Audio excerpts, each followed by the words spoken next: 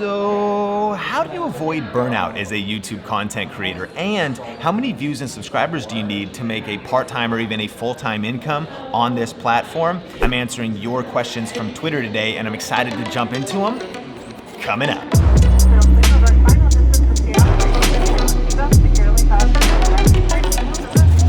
Hey, what's up? Sean here with Think Media, bringing you the best tips and tools for building your influence with online video. And I am in Seattle, just flew out of Las Vegas into Seattle to finish up the recording of the audiobook for YouTube Secrets. And so it's been a crazy season. We've been on tour in Utah and Anaheim, Las Vegas, and Seattle.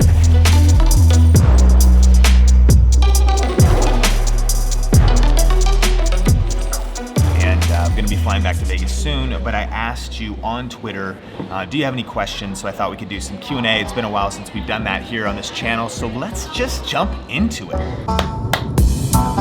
Really HD asks, how do you keep from burning out on YouTube? Well, that's actually a great question. There was a whole bunch of articles recently of all of these YouTubers burning out. And I feel like there's something to the fact that YouTube is this place that requires so much work and so much hustle and so much mental kind of pressure that can go into it that burnout is becoming more and more common. So for me personally, the answer is simply rest and pace. You know, tired eyes rarely see a bright future. And so I think when people burn out, it's because they're burning the candle at both ends for too long. You gotta take rest. You have to take breaks. The fact that the human body needs sleep speaks to the fact that even in our careers and our creative endeavors, that you have to have seasons of rest and breaks. And so for me, taking care of my health, resting, which also could look like working out or running or just sleeping enough. I really value sleep. I like to get 7, 8, 9 hours of sleep a night. Over the holidays this year, I'm gonna take some time off. And then when it comes to pace, it's realizing that YouTube is a marathon and not a sprint. And the pace of a marathon is different than the pace of a sprint. But a lot of people on YouTube, I think, get excited. You wanna get views, you wanna get subscribers, you wanna grow, you wanna make money. So you go so hard and you really kind of go too fast all at once. I think it's about slow and steady wins and trying to pace yourself for building your influence over years and even thinking in terms of like 10 years and not just like 10 months trying to get a quick overnight success. YouTube is 100% a marathon and not a sprint. Amara asks, what are your favorite business and inspirational books? Shout out to Amara from Seattle YouTube Day. Thanks for the question.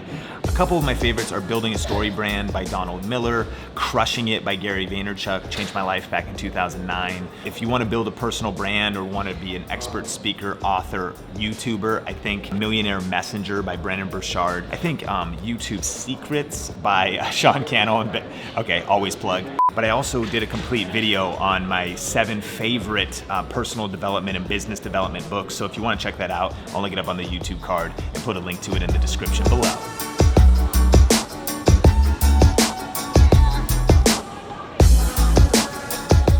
Kayla asks, have you ever done or will you ever do a video on how taxes work, making money via influencing on YouTube? Thanks so much for the question. Not yet, but the first place we're actually gonna cover that is in our Inner Circle program, which is our monthly program that's kind of like Netflix for building your personal brand and business online. So if you want more details about that, I'll link to it in the description below. But we're gonna be bringing on a guest expert in CPA, doing a deep dive all about taxes, tax advantages for entrepreneurs, YouTubers, and those that are like online creators and online business owners. That'll be coming out soon in Inner Circle, and we will be sharing parts of that here on Think Media. So make sure you're subscribed because that content's coming soon. Paul asks, have high-end smartphones now overtaken entry-level cameras like the Canon M50 for photo and video? That's a great question, Paul. I do think that smartphones are disrupting the consumer camera industry, and especially point-and-shoot cameras. You know, there's no real need to carry around a small point-and-shoot camera anymore because your smartphone takes as good, if not better, photos and videos. However, I do feel like prosumer cameras like the Canon M50 or professional cameras like I'm shooting right now on a Canon 6D Mark II, it's a full frame camera. I feel like these cameras are not really going anywhere because they have interchangeable lenses. That's something you can't do on a smartphone. You can get different focal lengths, different filmmaking type of vibes. Smartphones are simulating that, and for the average person, that's overkill for what they need, but I don't think that the prosumer and pro camera industry is gonna be hurt. Many photographers are gonna still shoot with these cameras. Professional YouTubers and content creators are still gonna be using mirrorless cameras and DSLRs. But that middle group, man, there's massive disruption happening. And for the average YouTuber, the average content creator, really a smartphone is more than enough to not only get started, but to potentially build an entire empire. Vin Sori asks, how much does it cost to consult with you? Thanks for the question, Vin. Information for that is on my website, so I'll link that up in the description below, or all of that is at seancannell.com. But we haven't updated the price in a while. It's quite a bit of an investment, but I work with different brands, different personal brands and influencers. So right now we have the availability for a 1-hour Skype call. So you can see information about that on my website, but prices are going up in 2019. So if you want to book something this year, there's pretty limited spacing available. Let me know. And again, details in the description.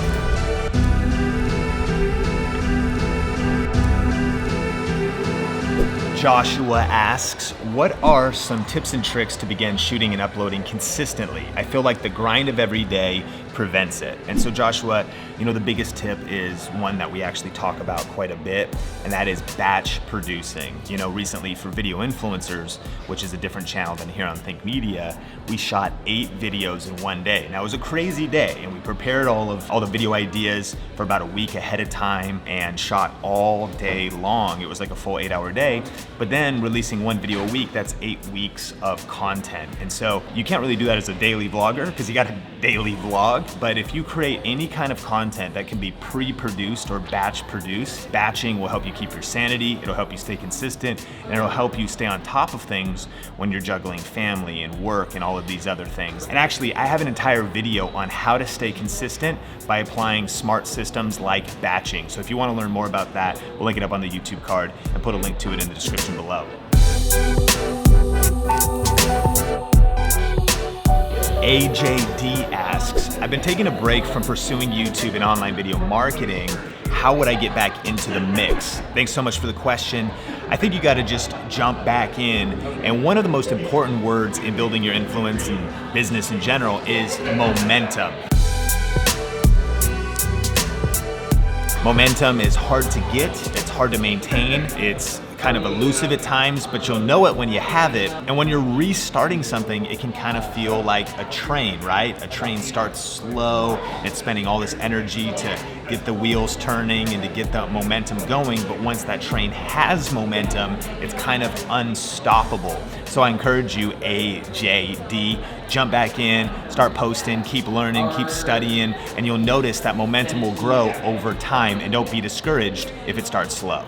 Techno Minute asks, have you ever talked about what level of views or subscribers it takes to have YouTube serve as a second or even as a main source of income? Yes, I have talked about that. In fact, I did a video about how to build a full-time income even if you have a small audience. It was at a YouTube conference, and I uploaded the entire talk that I gave breaking down how I personally did it. So I'll link that up on the YouTube card and post it in the description below. But here's the cool thing. Most people think you need 1 million subscribers, 100,000 subscribers to actually build a significant income or a side income, and the truth is that's absolutely false. I was able to go full time with about 16,000 subscribers. I've had friends do it with 10 or less thousand subscribers, and a lot of business owners and entrepreneurs in our community are full time because they have some other type of business, or they're a real estate agent, or they're doing network marketing, and they're using YouTube to market and promote what they do in their business, and therefore it just helps them produce more income. So there's a lot of different ways to do it.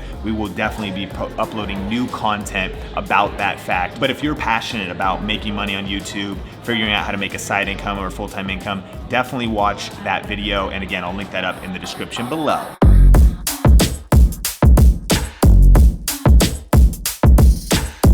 So that is all the time we have for Q&A today, but question for you, what can I help you with?